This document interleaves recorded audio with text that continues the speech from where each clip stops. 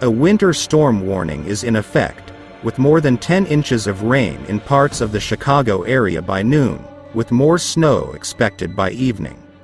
Most of the snow moved south of Interstate 55 this afternoon, according to the National Weather Service.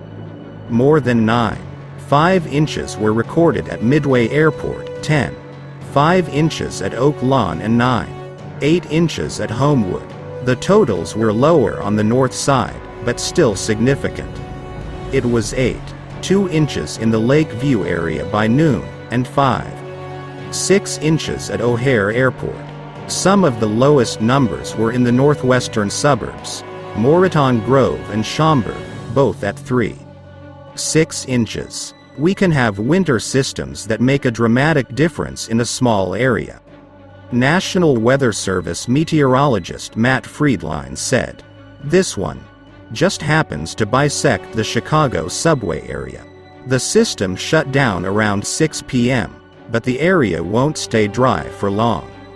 Light lake effect snow is forecast to begin around 9 p.m. and remain until Thursday afternoon, Friedline said.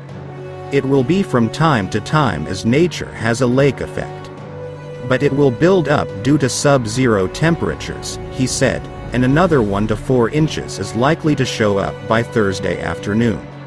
Snow was falling at 1 inch an hour during Wednesday morning fever, prompting the Weather Service to warn on social media, "This is the worst part of this storm.